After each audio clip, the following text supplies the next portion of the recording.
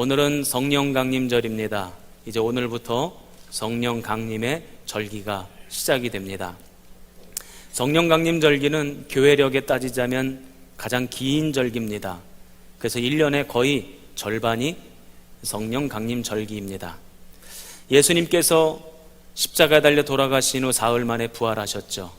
그리고는 40일 동안 제자들과 함께 계셨습니다.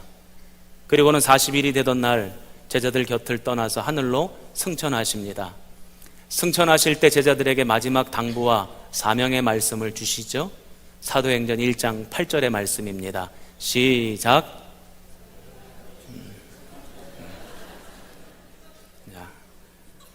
자, 한번 따라해 보세요. 오직 성령이 이제 아이고 또 뭘 아는 척은 또 자, 오직 성령이 준비 시작. 오직 성령이 너희에게 임하시면 너희가 권능을 받고 예루살렘과 온 유대와 사마리아와 땅끝까지 이르러 내 증인이 되리라 하시니라. 아멘. 자신 있게 나오네요. 우리 성가대 감사합니다. 증인의 삶을 살라는 거예요. 그런데 증인의 삶을 살기 위해서는 그냥은 안 된다는 것입니다. 성령을 받아야 된대요. 성령 받고 성령의 권능으로라야 증인의 삶을 살 수 있다라고 말씀을 하십니다. 제자들은 그 말씀을 받고 마가의 다락방에 모였습니다. 그때가 유대교 절기로 따지자면 오순절이었습니다. 오순절 마가의 다락방에서 제자들은 성령의 임재를 간절히 간구합니다. 그리고는 성령이 그 모든 모인 무리들 가운데 임재하게 되죠.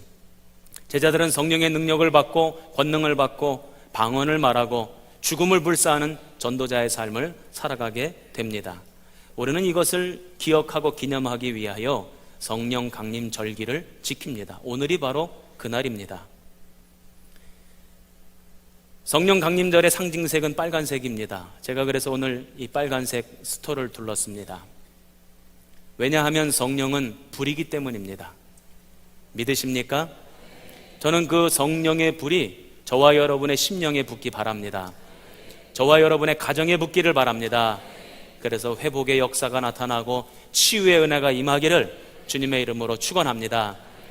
그런데 참 아이러니하게도 성령 강림절 1년에 거의 절반 되는 이 절기에 빨간색 스토를 두르는 날은 딱 오늘입니다. 다음 주부터는 녹색 스토를 두르게 되어 있어요. 그러니까 빨간색이 성령 강림 절기의 상징색인 것 같은데 진짜 상징색은 녹색입니다. 왜냐하면 불을 상징하는 성령께서 우리 성도들의 심령에 임재하면 그때부터 그 성령께서 우리 속에서 일을 하시게 되고 성령이 일하시면 우리의 믿음이 자라가고 우리의 신앙이 성장해 가는 거예요. 그래서 우리 믿음이 자라고 신앙이 성장해 가는 것을 상징하는 녹색 스토를 두르게 되어 있는 것입니다. 저는 바라건대 저와 여러분의 믿음이 이 성령 강림 절기를 통하여 자라가기 바랍니다. 성장하기를 주님의 이름으로 축원합니다. 지난주에도 말씀드렸듯이 이미 저와 여러분 속에는 하나님의 형상이 담겨져 있습니다. 마치 씨앗처럼 그 하나님의 형상이 우리 속에 담겨져 있어요. 성령께서 임재하셔서 그 씨앗이 자라가게 하시는 거죠. 씨앗 속에는 아무리 작은 씨앗일지라도 그 씨앗에 큰 나무가 담겨져 있고 그 씨앗 속에 꽃이 담겨져 있고 그 씨앗 속에 열매가 담겨져 있는 것이죠. 마찬가지입니다. 우리 속에 하나님은 하나님의 형상이라는 씨앗을 넣어 놓아 주시고 그리고는 성령께서 그 씨앗이 자라가게 하시는 것입니다. 그래서 때를 따라 잎이 나고 또 꽃이 피고 열매가 자라게 되는 것이죠. 저는 이 성령 강림 절기를 통하여서 우리 대림교회 모든 성도들이 믿음이 자라가고 또 때가 되었을 때 열매를 맺는 그런 아름다운 삶이 되기를 주님의 이름으로 축원합니다. 오늘 우리가 읽은 성경 본문에 보면 예수님께서는 비유의 말씀을 하나 하고 계십니다. 당신을 참 포도나무에 비유를 하고 있습니다. 하나님을 농부에다가 비유를 하고 있습니다. 또 당신을 따르는 제자들을 가지라고 비유하고 있습니다. 오늘을 살아가고 있는 우리 대림교회 성도들도 그래서 뭐예요? 가지입니다. 저와 여러분은 가지예요. 그런데 이 비유의 말씀을 예수님께서 왜 하고 계시는가? 이 비유의 말씀 다음에 예수님은 십자가의 길을 걸어가십니다. 그 구속의 사역을 완성시키고자 십자가에 달리시는 그 고난의 길을 걸어가신단 말이죠. 즉 오늘 이 비유의 말씀은 유언의 성격이 많이 담겨져 있습니다. 이제 육신의 모습으로는 제자들과 헤어지게 됩니다. 이제까지 3년 반 동안 제자들과 육신의 모습으로 함께 하셨어요. 그런데 이제로부터는 육신의 모습으로는 함께 할 수 없습니다. 이제 헤어져야 됩니다. 이별해야 됩니다. 제자들 스스로 홀로 서기를 해야 합니다. 그때에 이 비유의 말씀을 통해서 예수님은 제자들이 어떻게 그리스도인의 삶을 살아가고 제자로서의 사명을 감당하며 믿음을 지킬 것인가, 그 교훈을 주시기를 원하셨던 것이죠. 저는 바라건대 오늘 저와 여러분도 이 말씀을 통하여 교훈을 얻고 믿음을 지키고 열매를 맺어 가기를 소망합니다. 오늘 이 비유의 말씀을 자세히 읽다 보면 가지가 등장하는데 그 가지가 두 가지 종류가 있습니다. 첫 번째 가지는 열매를 맺지 못하는 가지, 두 번째 가지는 열매를 맺는 가지예요. 그런데 이 두 가지 가지는 서로 다르지만, 열매를 맺지 못하고 열매를 맺는 가지지만 그러나 공통점이 하나 있어요. 우리 2절 말씀을 한번 읽어보겠습니다. 우리 같이 읽겠습니다. 시작.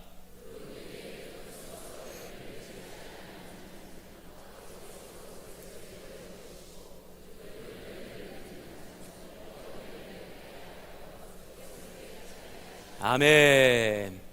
열매 맺지 못하는 가지나 열매 맺는 가지나 공통점이 있는데 그것은 뭐냐면 붙어 있다는 거예요. 포도나무에 붙어 있는 가지인데 어떤 가지는 열매를 맺지 못하고 어떤 가지는 열매를 맺는다는 것입니다. 이 붙어 있다는 내용이 오늘 설교의 주제니까 여러분들 꼭 기억을 하시면 좋겠습니다. 즉 오늘 말씀을 보면 포도나무에 붙어 있는 두 가지 가지가 있는데 하나는 열매를 맺지 못하고 하나는 열매를 맺는데요. 열매를 맺지 못하는 가지는 하나님, 농부 되신 하나님께서 그 가지를 잘라버리시고 제거하시겠다는 것입니다. 또 열매를 맺는 가지는 열매를 더 잘 맺을 수 있도록 깨끗하게 하시겠다는 것입니다. 저는 이 말씀을 읽으면서 뒤에 부분, 열매를 잘 맺는 가지는 깨끗하게 해서 더 많은 열매를 맺게 하시겠다는 이 약속의 말씀에는 얼마든지 우리가 아멘이 돼요. 그렇죠? 아멘이시죠? 그런데 그 앞에 부분, 열매를 맺지 못하는 가지는 잘라버리시겠다, 제거해버리시겠다, 이 말씀 앞에는 쉽게 아멘하기가 어렵습니다. 더 나아가 이 말씀을 읽으면서 무섭기도 하고 두렵기도 하고 근심이 되기도 합니다. 왜냐하면 나는 열매를 맺는 가지인가? 이 질문에 우리가 선뜻 대답하기 어렵기 때문입니다. 여러분들 대답하실 수 있으세요? 제가 한 번은 성경 공부를 하는데 이 본문의 말씀을 가지고 성경 공부를 했어요. 그러면서 성도들에게 이런 질문을 한 적이 있습니다. 여러분은 열매 맺는 가지입니까? 열매 맺는 가지라고 생각하시는 분 손 들어보세요. 그랬더니 아무도 손을 못 들어요. 여러분에게 질문 드립니다. 여러분들은 열매 맺는 가지입니까? 대답이 신통치가 않잖아요. 그래서 제가 또 질문을 했습니다. 그렇다면 열매 맺지 못하는 가지입니까? 손 들어보세요. 그랬더니 그것도 또 손을 못 들어요. 이것도 아니고 저것도 아니에요. 뭐냐고 제가 여쭤봤어요. 그랬더니 목사님, 아직은 열매를 맺고 있지 못하지만 그러나 열매 맺으려고 애쓰고 노력하는 중입니다. 다른 분들한테 여쭤봤더니 다른 분들도 다 그렇대요. 그런데 냉정하게 표현하자면 아직 열매를 맺지 못했지만 열매 맺으려고 노력하고 있는 가지입니다. 이 얘기는 열매 맺지 못한 가지예요. 그렇다면 잘려져야죠. 제거되어야죠. 농부 되신 하나님이 끊어내셔야죠. 얼마나 두려운 말씀입니까? 저는 이 말씀을 읽으면서 두렵기도 하고 근심이 되기도 하고 또 이해가 안 되는 부분도 또 있는 거예요. 왜냐하면 열매를 잘 맺는 가지를 깨끗하게 하시겠다, 이 얘기는 이 깨끗하게 하시겠다라는 말은 가지치기를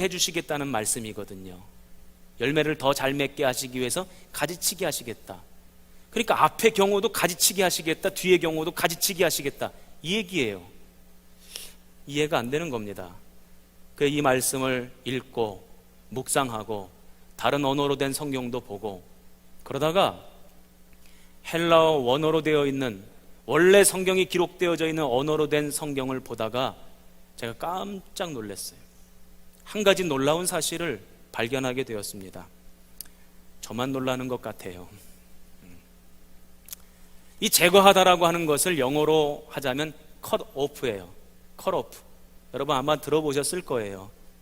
제외시키다, 끊어내다, 이런 뜻 아닙니까? 이게 헬라어로는 아이로입니다. 한번 유식해져 보십시다. 따라해 보세요. 아이로. 아이고가 아니고 아이로라고요. 다시 한번 아이로. 이 아이로라는 말은 끊어내다, 잘라내다, 이런 뜻입니다. 그런데 이 아이로라는 말은 동음 이의어예요. 동음 이의어. 제가 이 사실을 발견했어요. 왜 우리나라 말에도 배 그러면 무리를 떠다니는 배도 있고 또 먹는 과일로서의 배도 있고 여기 이 배도 있고 같은 배지만 서로 다른 의미를 가지고 있는 것처럼 이 아이로도 잘라내다, 제거하다라는 뜻만 있는 것이 아니라 또 다른 뜻이 있었어요. 그게 뭐냐면 들어 올리다. 한번 따라해 보십시다. 들어 올리다. 그렇다면 오늘 성경 속에 나오는 이 한글로 번역되어져 있을 때 제거하다라고 하는 것은 진짜로 제거하다인지 아니면 들어 올리다인지 뭐가 맞을까? 아무래도 제거하다라고 번역되어 있으니까 제거하다가 맞을 것 같은데 자꾸 제 마음속에는 들어 올리다인 것 같은 느낌이 드는 거예요. 그래서 이게 들어 올리다인지 제거하다인지를 알려면 그 당시 예수님 시대에 포도원에서 일하던 농부들이 어떻게 일을 했는지 그것을 알아볼 필요가 있었어요. 제가 살펴보던 가운데 오늘날에는 포도 농장에 가면 Y자로 된 철 구조물이든지 T자로 된 철 구조물이 땅에 박혀 있고 포도나무 가지가 그 철 구조물을 따라서 가지가 자라게 되고 열매를 맺게 됩니다. 그런데 예수님 당시에는 이런 철 구조물이 없었다는 거예요.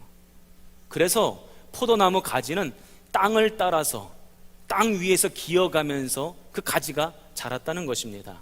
그런데 문제는 그렇게 땅을 따라 기어가는 가지는 절대로 열매를 맺지 않는다는 것입니다. 우기 때에는 습기가 많기 때문에 그 땅을 따라 기어가는 가지가 썩기도 하고 건기 때에는 땅에 닿은 가지에서 뿌리가 내려서 원뿌리에서 영양분을 공급받아야 되는데 스스로 뿌리를 내려서 영양분을 공급받으려 하다 보니 열매가 제대로 달리지 않는다는 거예요. 그래서 그 당시 농부들은 땅바닥을 기고 있는 포도나무 가지를 기지 않도록 돌을 갖다가 괴어 주었대요. 그리고는 그 가지를 그 돌 위에 올려 주었답니다. 제가 이 사실을 발견하고는 그렇다면 오늘 성경에 나오는 제거하다라고 하는 뜻, 아이로는 제거하다라는 뜻이 아니라 오히려 들어 올려주다라는 뜻으로 이해하는 것이 훨씬 더 맞겠다 하는 해석을 하게 되었습니다. 저는 이 말씀이 얼마나 저에게 소망이 되었는지 몰라요. 안도의 한숨을 쉬었어요. 왜냐하면 열매가 없어서 잘라내버리시겠다, 제거해내시겠다라고 한다면 저는 벌써 제거되었을 것 같아요. 벌써 잘렸을 것 같아요. 벌써 컷오프 됐을 것 같아요. 우리 여기 계신 대림교회 성도님들은 어떠십니까? 우리 교회 성도들 어떠세요? 여러분들은 어떠세요? 그런 표정으로 쳐다보지 마시고 여러분들은 어떠세요? 온전했을 것 같아요? 과연 온전한 사람이 몇이나 될까요? 다 잘려져 나갔을 것 같아요. 저는 이 말씀을 통해서 너무너무 은혜가 되었어요. 열매를 잘 맺는 가지는 열매를 더 잘 맺을 수 있도록 잔가지치기를 해주시고, 땅을 기어가지고 열매를 제대로 못 맺는 가지는 잘 맺을 수 있도록 돌 위에다가 올려주시는구나. 하나님은 나를 긍휼히 여기셔서 잘라내거나 제거하시는 분이 아니라 들어 올려주시는 분이 우리 아버지 하나님이시구나 하는 사실을 제가 깨달았습니다. 그렇다면 하나님은 우리를 어떻게 들어 올려주시는가? 바로 여기에서 성령께서 등장하시는 것입니다. 하나님은 우리를 들어 올려주시려고 성령을 보내주셨습니다. 믿으십니까? 우리가 믿음을 고백할 때 성령님이 우리 속에 임재하십니다. 그리고는 그 성령님이 우리 속에서 일하시기 시작합니다. 우리를 들어 올리시기 시작하시는 거예요. 어떻게 들어 올리시는가 봤더니 이 땅을 바라보며 이 땅을 기고 있는 우리의 마음을 들어 올리셔서 우리의 마음이 하늘을 향하게 하시는 겁니다. 이 땅만 바라보고 있는 우리의 눈길을 들어 올리셔서 우리의 눈길이 영원한 나라를 바라보게 하시는 겁니다. 이 땅에 뿌리를 내리려는 우리의 소망을 들어 올리셔서 영원한 것에 뿌리를 내리게 하시는 분, 그분이 성령님인 줄로 믿습니다. 이 땅을 기어가고 있어서 썩어져 가고 있는 우리의 마음, 썩어져 가고 있는 우리의 심령을 들어 올려주셔서 회복시키시고 치유하시고 소생케 하시고 살려주시는 분이 우리 성령님이시구나. 이 땅에 뿌리를 내려서 스스로 양분을 얻으려고 하는 우리의 헛수고와 같은 그 손길을, 땅을 향해 펼쳐져 있는 우리의 손길을 들어서 하나님을 향하게끔 만드시는 분, 그분이 성령님이라는 것입니다. 오늘 그 성령님이 우리 가운데 임재하시는 줄로 믿습니다. 우리 가운데 역사하시는 줄로 믿습니다. 저는 제가 목회를 하면서 점점 깨닫는 것이 있어요. 제가 올해로 21년째 목회를 합니다. 제가 우리 교인들 앞에서 이 얘기를 하면 우리 교인들은 별로 놀라지도 않아요. 왜냐하면 이미 많이 들어봤기 때문에 안 놀래요. 근데 제가 다른 곳에 가서 저 올해로 목회 21년째 목회하고 있습니다 하고 놀래요. 21년째 목회를 하면서 제가 깨닫는 것이 무엇이냐면 내가 한 것이 아무것도 없구나, 할 수 있는 것이 아무것도 없구나. 21년 전에 신학교를 졸업하고 저 인천의 가장 가난한 동네에 어려운 이웃들을 섬기겠다고 그 목회의 첫 걸음을 내딛었던 강득환 전도사가 21년이 지나서 오늘 대림교회 담임 목사가 되어서 우리 성도들에게 말씀을 전하는 이 자리에 서기까지 제가 한 것이 아무것도 없어요. 나의 나된 것은 하나님의 은혜라. 제가 한 것이 아무것도 없고 앞으로도 제가 할 수 있는 것이 아무것도 없습니다. 우리는 그리스도인으로서의 삶을 살아야 된다고 압니다. 하나님의 자녀로서, 천국 백성으로서 열매를 맺는 삶을 살아야 된다고 알고 있습니다. 그런데 그 열매조차도 내가 애써서 되는 게 아니라는 거예요. 내가 노력해서, 내가 수고해서 얻을 수 있는 것이 아니라는 거예요. 갈라디아서 5장 22절에서부터 23절까지의 말씀을 보면 열매가 나옵니다. 9가지가 나와요. 9가지 여러분들 다 외우고 계시죠?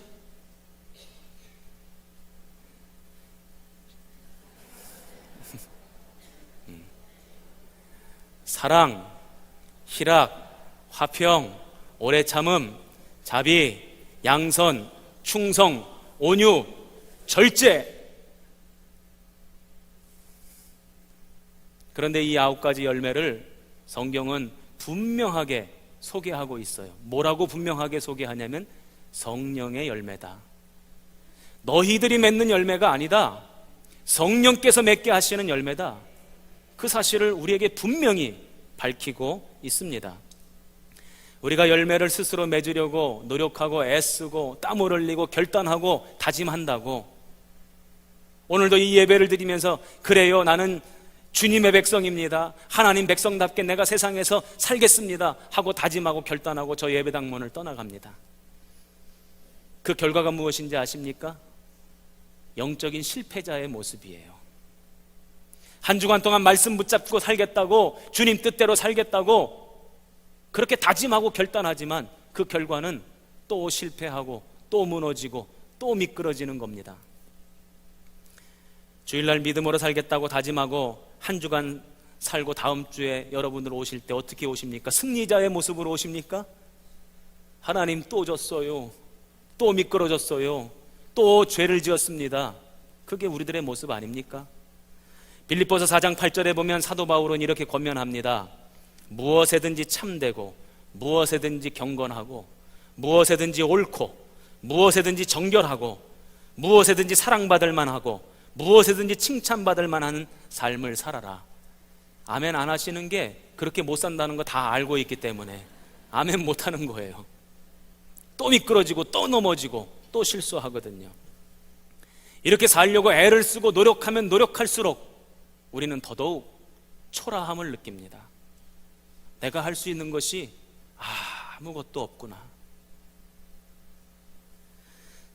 우리가 하나님의 자녀로서 어떤 삶을 살아야 할런지 다 알아요.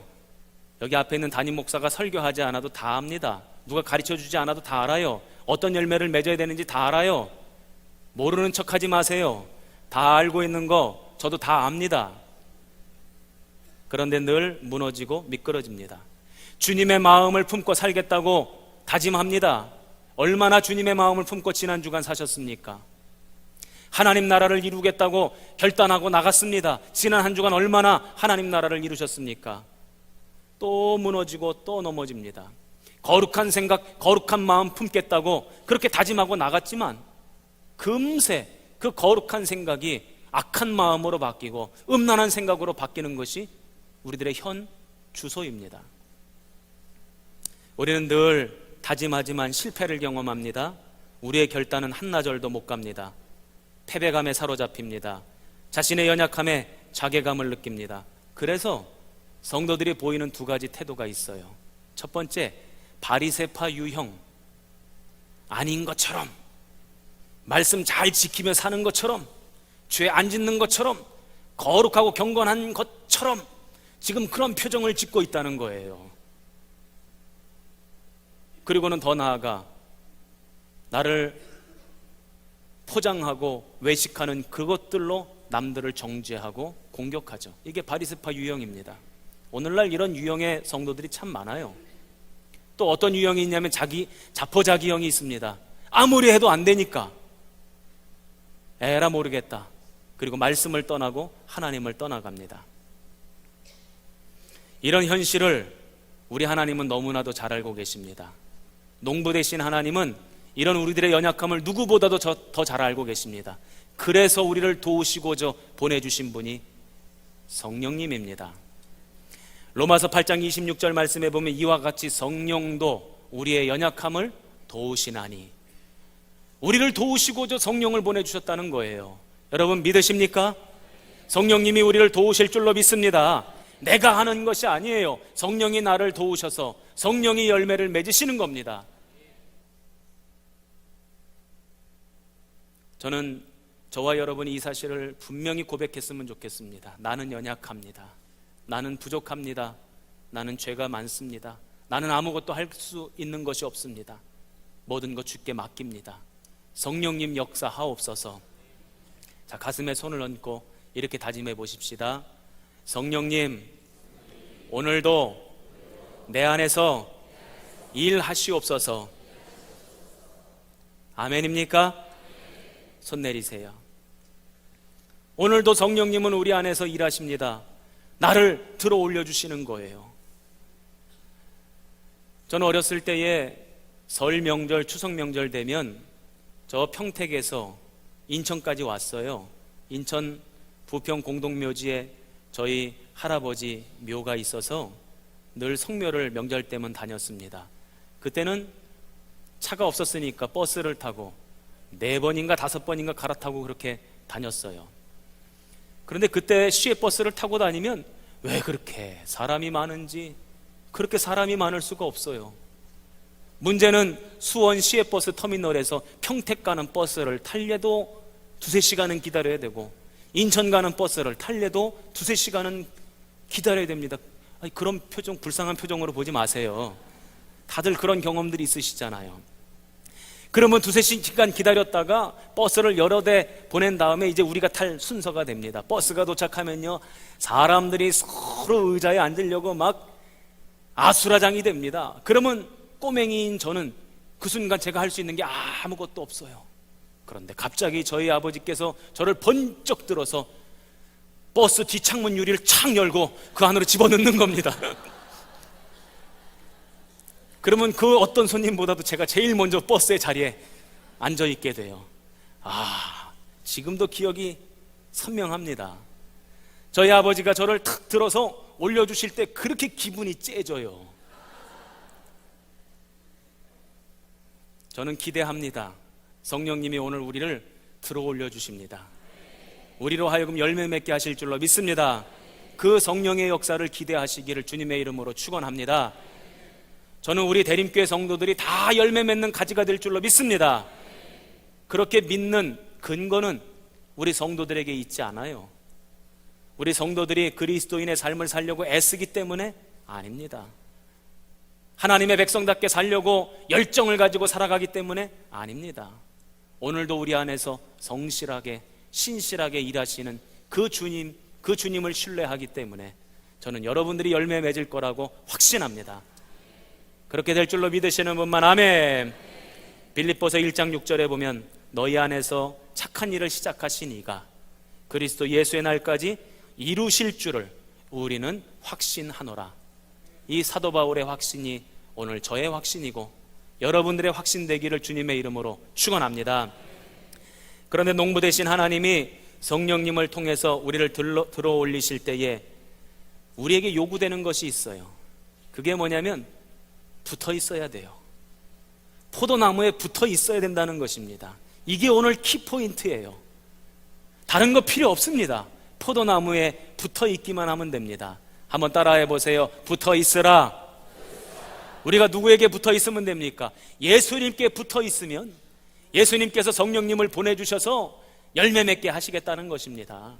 저는 이 말씀이 얼마나 소중한지 몰라요. 붙어 있기만 하면 된다는 것입니다. 하나님의 형상이 담겨진 우리는 그 어떤 것으로도 우리를 만족시킬 수가 없어요. 그 어느 것으로도 행복할 수가 없습니다. 하나님의 형상이 담겨져 있는 우리는 천하 만물보다 큰 존재입니다. 그래서 천하 만물을 다 갖다 준다 할지라도 그것으로 우리는 만족하거나 행복해질 수 없습니다. 전도서 2장 24절에 보면 솔로몬이 이런 고백을 합니다. 먹고 마시는 일을 누가 나보다 더 해보았으랴. 먹고 마시는 일, 가장 사치스럽고 화려하고 부귀영화를 누리는데 자기가 끝판왕이라는 거예요. 우리 어르신 권사님들 아시나 끝판왕 무슨 말인지? 끝까지 가봤다는 거예요. 그리고는 솔로몬이 고백을 합니다. 뭐라고 고백합니까? 헛되고 헛되도다. 다 해봤더니 그거 별거 아니라는 거예요. 그렇다면 하나님의 형상을 담고 있는 우리가 행복해지는 비결이 뭔가? 다른 것 없습니다. 하나님의 형상대로 우리가 열매 맺는 삶을 살아가면 바로 거기에 행복이 있고 바로 거기에 기쁨이 있고 바로 거기에 우리의 소망이 있는 줄로 믿습니다. 그래서 이 열매를 맺기 위해서 우리가 노력하면 됩니까? 아니에요. 아무것도 안 해도 됩니다. 붙어 있기만 하면 돼요. 예수님께 붙어 있으면 예수님께서 성령님을 보내주셔서 열매 맺게 해주실 줄로 믿습니다. 성경은 우리의 신앙생활을 경주에 비유하곤 합니다. 경주라 하면 우리가 이렇게 천천히 달리는 조깅을 말하는 게 아닙니다. 고통을 수반하는 마라톤을 의미하는 것이죠. 우리 손이처남이 한때는 마라톤에 미쳐서 우리 전국에 마라톤 대회가 열린다 하면 마라톤 시합하러 가는 겁니다. 그런데 꼭 마라톤 시작이 되면 이렇게 총을 쏘잖아요. 출발하라고 땅! 그러면 쏜살같이 뛰어가는 사람들이 있대요. 그러면 우리 손이처남은 천천히 달리다 보면 어느 정도 가다 보면 그 사람 쓰러져 있더래. 지쳐서 쓰러져 있고 의욕을 잃어서 나가 떨어져 있고 그래서 궤도를 이탈하고 마라톤을 포기하는 사람들이 있다는 거예요. 그런 사람들은 메달을 안 준대요.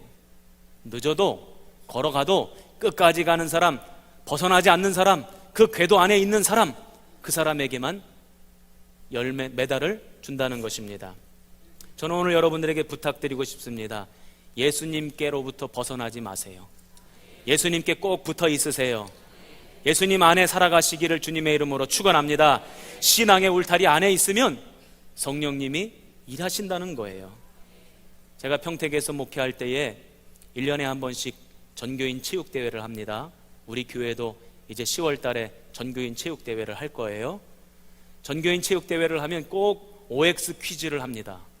지금 생각해보면 체육대회랑 OX 퀴즈랑 무슨 상관이 있는지 모르겠는데 꼭 OX 퀴즈를 해요. 그러면 사회자가 문제를 냅니다. 성경에 관련된 문제를 내는데 굉장히 어렵게 내요. 왜냐하면 맞추게 하려는 데 목적이 있는 게 아니고 떨어뜨리려는 데 목적이 있다 보니까 문제를 굉장히 어렵게 냅니다. 그러면 사람들이 문제를 듣고는 O로 가든지 X로 가든지 그래요. 알고 가는 게 아니에요.